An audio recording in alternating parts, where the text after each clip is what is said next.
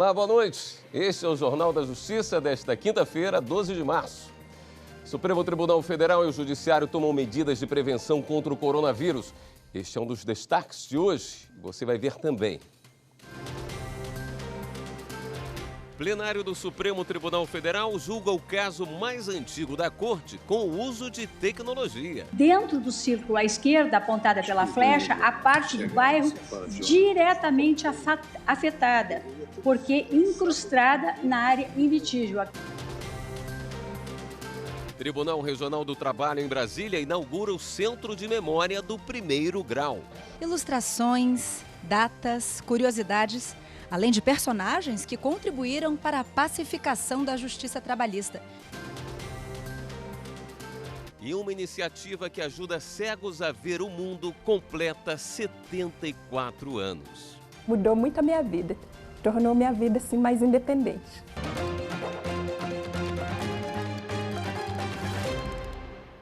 Pela primeira vez, um julgamento em plenário no Supremo Tribunal Federal usou recursos tecnológicos com telão e monitores para detalhar questões de um processo. O caso analisado hoje também é o mais antigo em tramitação na Corte. Quem traz o resultado desse e de outros julgamentos dessa quinta é o repórter Leandro de Souza. Boa noite, Leandro. Boa noite, William. Boa noite a todos. Foi uma longa sessão onde finalmente foi concluído o julgamento e a análise desse mais antigo processo em tramitação aqui na Corte. Ele data de abril de 1968 e trata de um pedido de reintegração de posse de uma fazenda que supostamente pertenceria à União e que posteriormente foi apropriado pelo governo do estado de São Paulo e repassado a terceiros. Pela primeira vez, os ministros utilizaram recursos tecnológicos durante esse julgamento. Mas antes de analisar essa ação, os ministros aprovaram a tese que vai passar a vigorar nos julgamentos que tratam da responsabilidade civil do empregador em danos provocados por acidente de trabalho em atividades de alto risco. Acompanhe na reportagem como foi a sessão de hoje aqui no Supremo Tribunal Federal. Agora é assim, toda vez que um trabalhador sofrer algum dano provocado por acidente de trabalho, nos casos estabelecidos em lei, ou quando a atividade normalmente desenvolvida expuser o trabalhador a risco especial, ele deverá receber indenização por isso. Essa foi a tese apresentada pelo ministro Alexandre de Moraes e aprovada por maioria pelos outros ministros no plenário do Supremo nesta quinta-feira. Em julgamento anterior, realizado em setembro de 2019, os ministros haviam decidido, no caso concreto, que o empregador tem que indenizar o trabalhador, mesmo sem culpa ou dolo. Fica aprovada a tese apresentada pelo relator com as sugestões dos debates e então declaro encerrado este julgamento. Do direito trabalhista, os ministros passaram a analisar a ação mais antiga em tramitação no Supremo. Desde 30 de abril de 1968, a União pede a anulação das concessões de escrituras de 155 alqueires da Fazenda Ipanema. O governo paulista teria anexado indevidamente a área que pertenceria ao governo federal. O terreno, que fica na região de Sorocaba, no interior de São Paulo, foi loteado e repassado a particulares. Atualmente, 3.000 pessoas ocupam parte da área. Por isso, a Advocacia Geral da União sugeriu soluções alternativas para evitar a insegurança que a reintegração de posse poderia gerar. Reconhecido domínio da União, nós podemos disparar uma regularização já a União detendo o domínio. Reconheceria, mais uma vez, o assentamento do INCRA e as pessoas que lá estão ocupando, elas poderiam ser beneficiadas de várias políticas de regularização fundiária que a União dispõe. O governo de São Paulo refutou os argumentos e afirmou que a área sempre pertenceu ao Estado e nunca à União. Terras objeto dessa ACO nunca pertenceram à Fazenda Ipanema, nunca fizeram parte da área consolidada da Fazenda Ipanema. Se situam justamente para fora da linha demarcatória, para fora desse valo que demarcava a área consolidada da Fazenda Ipanema. Durante a exposição de seu voto, a ministra Rosa Weber, relatora da ação, buscou apoio numa projeção para mostrar aos outros ministros a delimitação da antiga fazenda de 366 hectares, equivalente à área onde fica a esplanada dos ministérios. Foi a primeira vez que recursos tecnológicos foram usados em um julgamento no plenário da Corte. Para a ministra, a União adquiriu terras na região em 1812 e em 1872, mas não conseguiu provar a posse da área questionada no processo. Restou evidenciado, seja pela falta de identificação das terras compradas em 1812, seja pela falta de discriminação das terras devolutas anexadas em 1872, nada se tem com relação a elas, que a União não logrou, na minha visão, se desincumbir do encargo processual de demonstrar seu domínio contra a área reivindicanda. E a ministra julgou improcedente a ação. Esse entendimento unânime prevaleceu nos votos dos ministros. O presidente da Corte, Dias Toffoli, não participou da votação por ter se declarado impedido. Daqui a pouco, o Superior Tribunal de Justiça realiza o primeiro encontro sobre sistematização e divulgação de jurisprudência. Nós voltamos já. Justiça, para mim, eu acho quando você é justo, independente da classe alta, baixa, média ou não, é quando você vai pelo certo.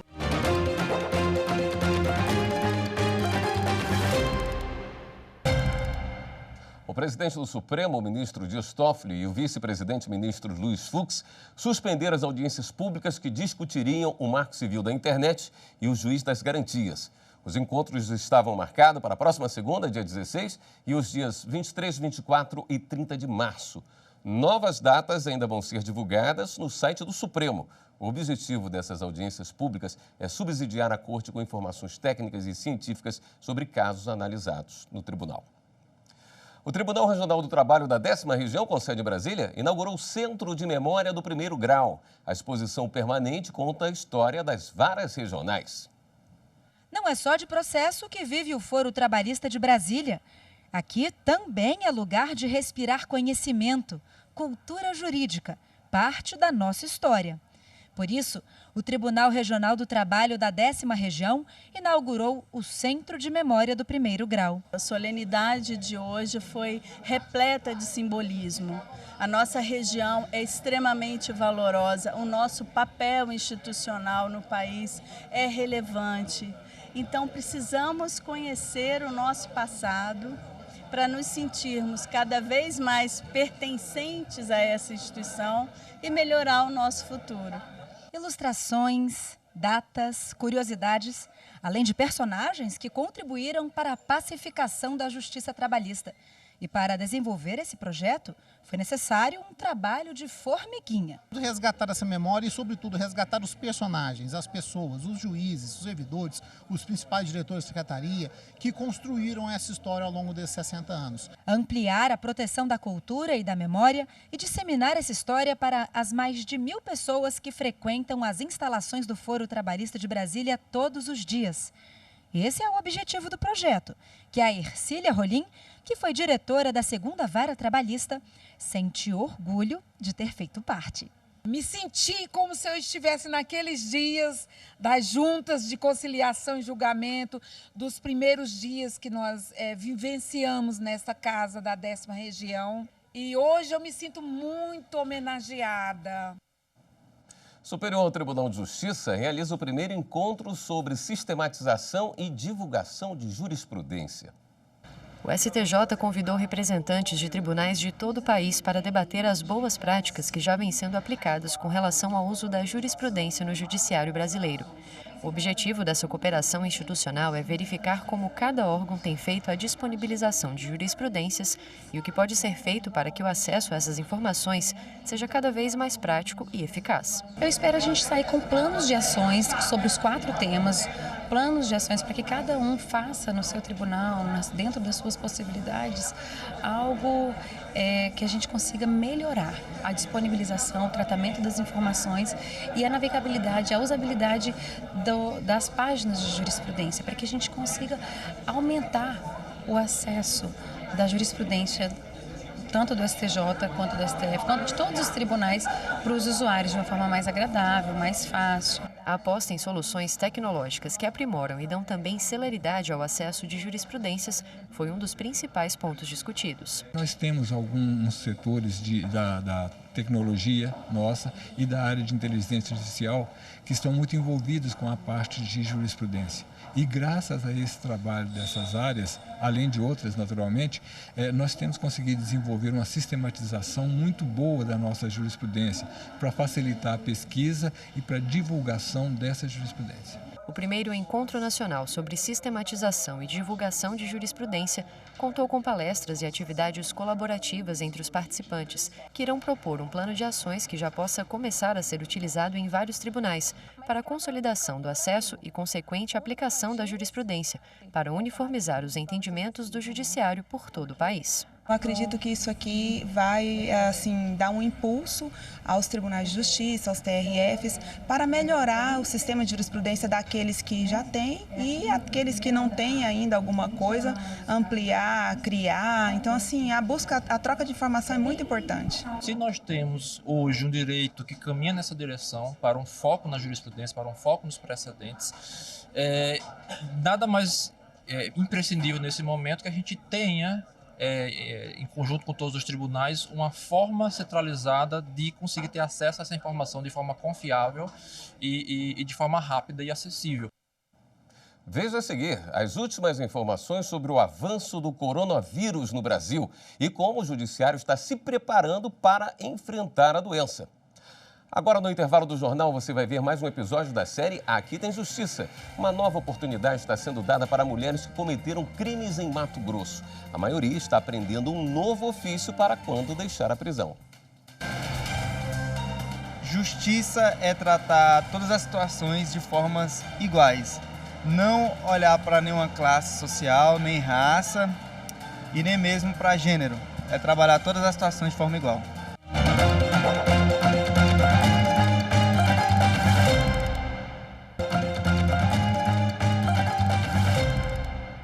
Servidores do Superior Tribunal de Justiça que viajaram a países afetados pelo coronavírus farão teletrabalho temporário. A portaria, assinada pelo presidente do STJ, ministro João Otávio de Noronha, determina que servidores que voltaram de países com surto do novo coronavírus trabalhem de casa em regime de teletrabalho por 15 dias. As metas e atividades durante esse período devem ser acordadas entre a chefia imediata e o servidor. Vale lembrar que a circulação de advogados e visitantes em geral no STJ está permitida sem qualquer restrição. O Ministério Público Federal e Estadual da Paraíba, em conjunto com outros órgãos públicos, emitiram uma nota técnica sobre a obrigatoriedade de notificação compulsória para os casos suspeitos de coronavírus em todo o estado.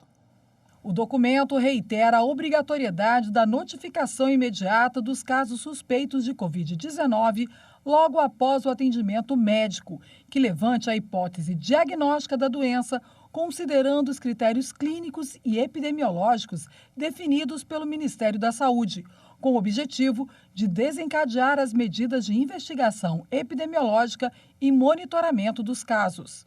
São 3 os critérios clínicos e epidemiológicos. O primeiro é de pessoas com históricos de viagem para a América do Norte, Europa ou Ásia, que apresentem febre e outros sintomas respiratórios nos últimos 14 dias.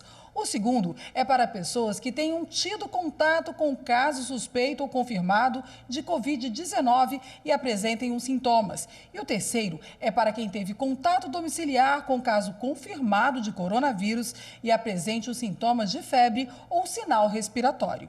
A nota é destinada a todos os profissionais de saúde dos serviços públicos e privados do Estado, entre eles os dos estabelecimentos prisionais, e destaca ainda que a não notificação imediata se configura infração sanitária, além de incidência das demais sanções nas áreas penal, civil e administrativa. O Supremo Tribunal Federal e a Presidência da República também implantaram medidas de prevenção ao coronavírus. O Supremo adotou medidas que dizem respeito a quem está dentro ou fora do tribunal para evitar o contágio do novo vírus. Esses cuidados estão na Resolução 663. Segundo o texto, a visitação pública, o atendimento presencial e o acesso à biblioteca estão suspensos.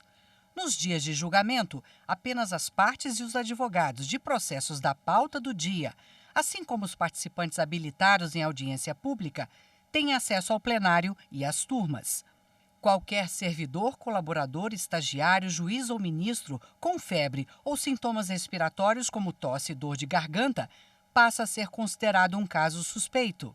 Aqueles que chegarem de países com contaminação e tiverem sintomas até 14 dias do retorno devem procurar um serviço de saúde dentro ou fora do tribunal.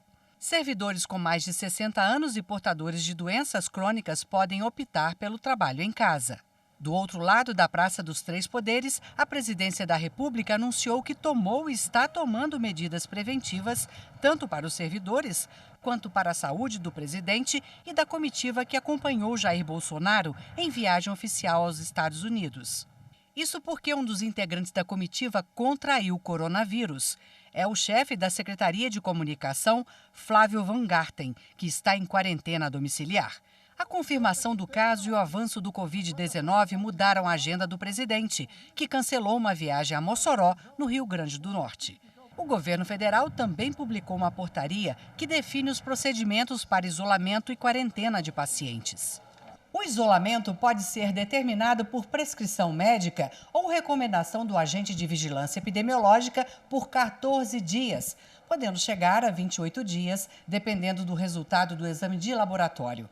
Já a quarentena será determinada pelo secretário ou ministro da Saúde para garantir a manutenção dos serviços. O prazo é de 40 dias, mas pode ser prorrogado por tempo indeterminado. Quem não respeitar as normas pode responder na Justiça. O ministro da Saúde disse que a situação no país não é de epidemia e que o momento pede calma. Ou a gente entende que agora protege os idosos, protege suas tias, lave as mãos, guarde a distância, informação limpa, calma, nós vamos ter que atravessar e preservem o sistema de saúde. Adianta uma pessoa pegar uma máscara agora que está faltando máscara para os profissionais de saúde e sair andando na rua com uma máscara de papel? Qual é o uso? Qual é o mínimo? Quem que recomendou? Por que fazer isso? Né? Deixe para quem precisa usar. Bem, o presidente Jair Bolsonaro vai fazer um pronunciamento em cadeia nacional de rádio e TV hoje à noite, às 8h30. E vamos atualizar a situação do coronavírus no país. Segundo o Ministério da Saúde, são 77 casos de infectados em 10 estados, a maioria em São Paulo. Lá tem 42 infectados. Pernambuco e Paraná apareceram no novo balanço. E nós temos no país 1.427 casos suspeitos. A gente vai conversar agora com o geriatra e doutor em epidemiologia, o doutor Marco Paulo Dias Freitas, que é secretário de saúde aqui do Supremo Tribunal Federal. Doutor Marco Paulo, em primeiro lugar, o que agora há pouco o ministro da Saúde falou, a questão das máscaras. Quem deve usar e em que situação ela é importante? Bem, as autoridades sanitárias recomendam o uso de máscaras para os profissionais da saúde, que vão atender as pessoas suspeitas. No caso, uma pessoa identificada como suspeita ou confirmado a enfermidade, para que ela não possa aspergir o vírus no ambiente, e o cuidador próximo, essa pessoa que estiver próxima, cuidando dessa pessoa que é suspeita ou confirmada.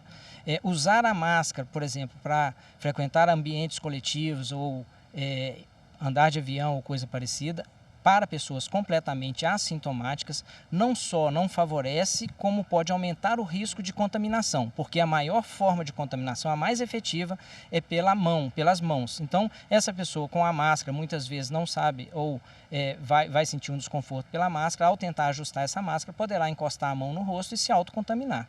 Aliás, os cuidados com as mãos, a gente já sabe que é importante, mas qual é a função principal aí de se lavar frequentemente as mãos? Bem, tem estudos mostrando que nós encostamos a mão no rosto no período de 24 horas em torno de 3.500 até 5.000 vezes. E a forma mais efetiva, como eu disse, de autoinoculação da enfermidade é quando o vírus está nas nossas mãos, só de estar ali ele não nos infecta, e nós encostamos a mão no rosto, no olho, no nariz, na boca, nas mucosas, e isso faz com que haja uma autoinoculação do vírus. Então, o principal veículo de contaminação está nas nossas próprias mãos. Então, nós devemos lavar as mãos. E com muita frequência, né, doutor Marco Paulo? Com muita frequência e, quando não possível, higienizar com álcool em gel. Bom, a questão do isolamento domiciliar aí, no caso de suspeitos e até mesmo de pessoas que estejam resfriadas. Como é que deve ser esse cuidado dentro de casa em relação à vasilha, a utensílios pessoais, à proximidade de uma pessoa com alguma suspeita? pelas recomendações também das autoridades sanitárias, para conviver com essa pessoa dentro do domicílio, deve, primeiro, ter um ambiente bem ventilado, não compartilhar utensílios domésticos, separar inclusive toalha, roupa de cama, de preferência essa pessoa dormir num quarto isolado e manter, de certa forma, procurar manter uma distância em torno de 1 metro. Se ela estiver tossindo, que ela use máscara quando ela estiver no convívio com outras pessoas. A possibilidade de contágio dentro do domicílio ela aumenta, é claro, é óbvio, mas o isolamento domiciliar é extremamente importante para justamente não multiplicarmos os casos na sociedade e termos um aumento avassalador dos casos e, com isso, sobrecarregar os serviços de saúde. E, como grande maioria das pessoas, 85% das pessoas, elas vão ter sintomas muito leves que vão se resolver espontaneamente, sequer a necessidade de fazer a testagem e o isolamento mais adequado é no próprio domicílio mesmo, confortável. Ok, doutor Marco Polo, muito obrigada pela entrevista. E voltamos agora ao estúdio. William? Obrigado, Eviane. Informação nunca é demais, né? É hora de dar um giro na rede para saber as últimas notícias.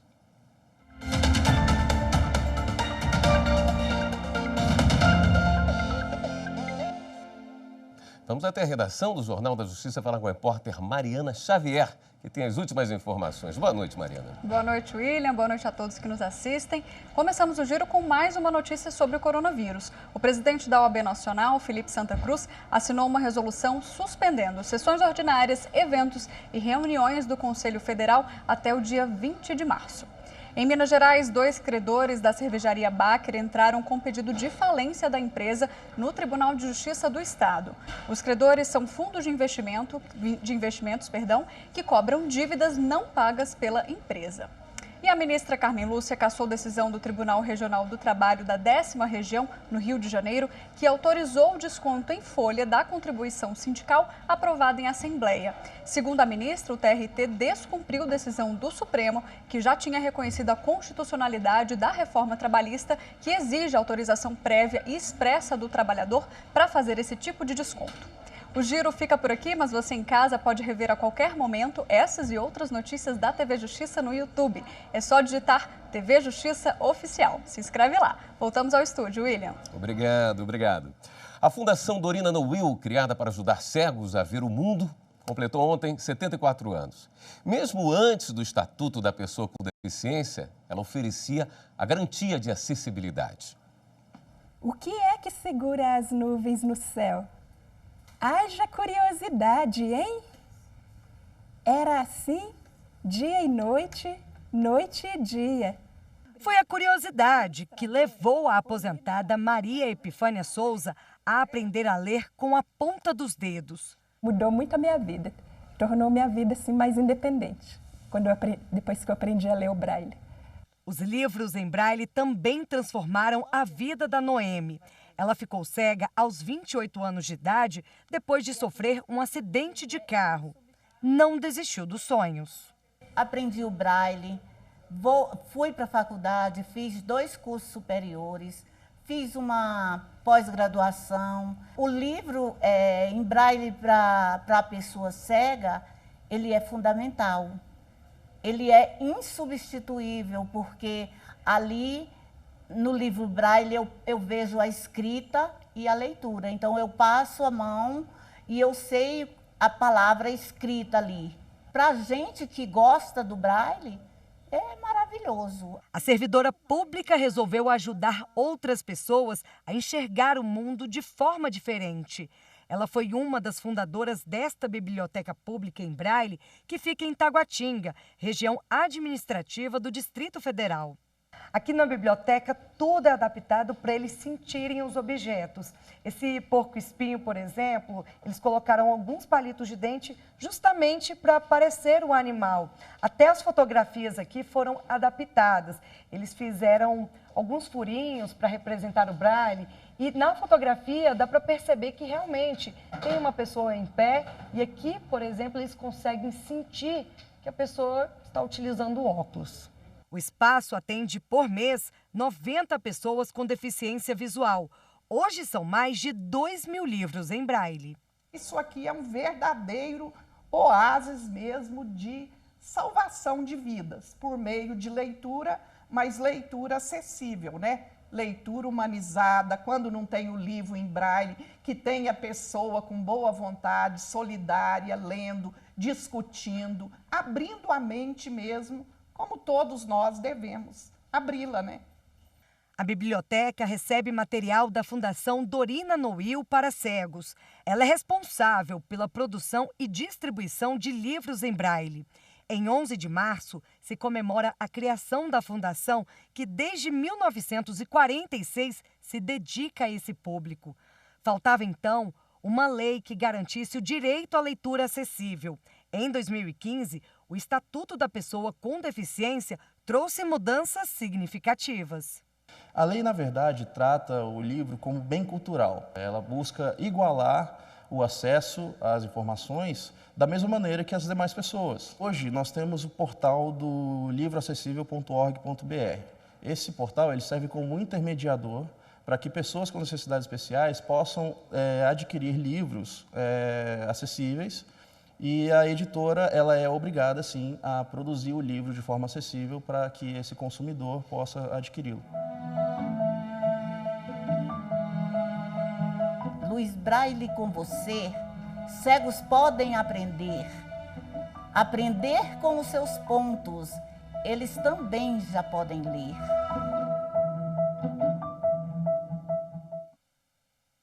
O Jornal da Justiça de hoje termina aqui. Mas não se esqueça, mande seu recado, mande sua sugestão de reportagem para o nosso WhatsApp 61992606116. Uma ótima noite para você, até amanhã.